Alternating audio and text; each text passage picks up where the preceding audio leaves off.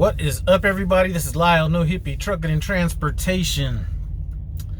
Finally wanted to get around to this buying a home or property, being a truck driver. Now this is just going to be the introduction to the to that maybe series of videos, but I think it's kind of important to touch on a few of these things that I'm going to be talking about in this video.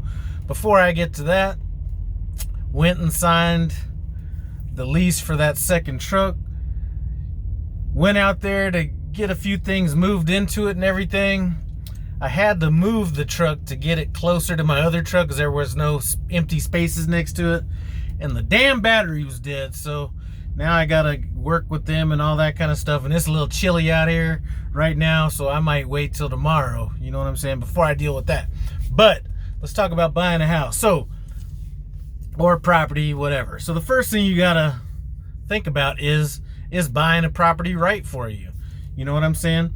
One of the challenges that I have in looking for a second home or a vacation home myself is, and it could be your primary residence or whatever, but a lot of the places that I'm thinking about, hey, these are nice places to buy, they get really cold, and if I'm not going to be there that long, I got to worry about frozen pipes and different things like that. So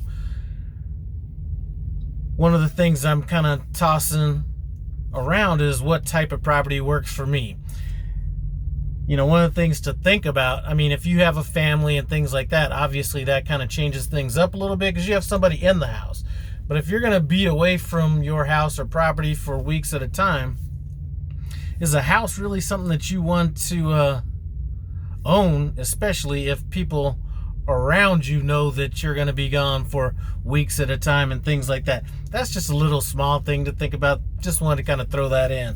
And that's one of the struggles I'm kind of thinking about in a second or well, not a second, a third home, vacation property, whatever it would be. So you realize, you know what, I want to buy a house, I want to buy a property. How do I go about doing it? Now, one thing that you hear a lot of in trucking is, I'm going to save up my money and buy it cash. Listen, can't go wrong with buying anything cash. The one thing that I would kind of warn people against in buying a property cash is that, depending on where you're looking at buying, and this would be something to ask a realtor, maybe you would Google this. So for example, if I'm thinking about buying a place in Springfield, I might Google average home appreciation in Springfield, Missouri. Then they're going to give you a number, 5%, 10%, whatever that number is. Take that number and multiply that by your sale price, and that's going to give you how much that property, it's not multiplication, you got to throw some decimals in there, but that's going to give you the amount that the property is going up a year. The problem is, for example, in Denver, if I was going to say, you know what, I'm going to go ahead and buy a property cash, you could not save money fast enough to keep up with the appreciation going on in the market. Now, you could say, I'm going to wait for the market to drop, and I think a lot of people get caught in that. A lot of people right now are saying, I'm not going to buy a house right now because, houses are going for ridiculous money. It may settle down a little bit, but it's never going to go back to like pre-2000. Well, not never, but the chances of it going below, what the values were 3-4 years ago is probably unlikely. There could be something catastrophic that happens in the market that maybe if you had a bunch of cash you could jump on, but I'm really not a proponent of looking to buy a house cash unless you're in some area that the value of homes aren't going up a lot. Or if you're looking to buy land typically doesn't go up a lot on its own unless there's some zoning changes or builders are buying up land. There's got to be something extraordinary to make just pure land go up in value. So if you're looking at buying land, maybe you're going to throw a trailer on it, something like that. Maybe that makes sense, but it's something to keep in mind is, are you going to be able to keep up with the price of appreciation if you plan on buying a home cash? Typically, if you're looking in that, if you could find them anywhere, 100,000, maybe 120,000, maybe even 150,000, maybe you could save money fast enough. But you have to realize that if the market is going up steadily, which it can, historically will do, every month that you save, you are losing a certain percentage of that money, and the value of houses going up. Like I said, could end up being a down market at some point. I don't necessarily see it happening. What I see possibly happening is if the market does start to come down a little bit, you're going to have a lot of investors coming in that are going to stabilize the market to keep it really from dropping too low.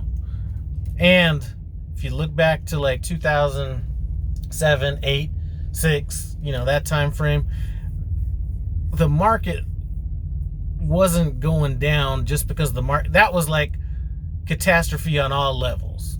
So that was a lot of buyers were speculating, buying, rental properties, things like that. That when the market went down, all they did was give the house back. Combined with banks, the way they were packaging up loans back then, a lot of times these banks didn't know who actually had first right of refusal on that property or who actually owned that property. So houses were sitting on the market long after they went into foreclosure because nobody knew who had the rights to sell it, because the loans were broken up into different pieces and stuff like that. Complicated, but that probably won't happen. Everything runs in cycles. History always repeats itself, but no time in the near future. So anyway, that's the first part of this series. We're going to get into kind of what to do, maybe how you should look at your taxes from not only a company driver standpoint, because company drivers face some of the same things that lease drivers do when buying a home. Even though they're W-2 employees, they're almost looked at as a commission salesperson, kind of almost that way. So we'll talk about different things to look for when you're actually looking at applying for a loan and buying a loan. Should you put 20% down? Should you put zero money down? Should you, what kind of down payment are you looking to put down on the house? Anyway, I just wanted to get that introduction out there just to kind of get the wheels turning a little bit. If you happen to be kind of possibly thinking about buying a house, that was all this video is for. We're going to get a little bit deeper in the next video and potentially next video after that. Anyway, I'd like to thank you guys. It's a cute dog over there. I'd like to and see, that's another masculine dude over there. See, you see a lot of these people out here, they got all these Rottweilers and pit bulls and all that kind of stuff. Listen, I got a little Yorkie Poo and a Morkie. Dog's like 9 pounds. It takes all kinds of masculinity to have dogs like that. You know what I'm saying? But anyway, totally different topic. Thanks for stopping by No Hippie Trucking and Transportation. I appreciate it. Comment, subscribe, and I'm out.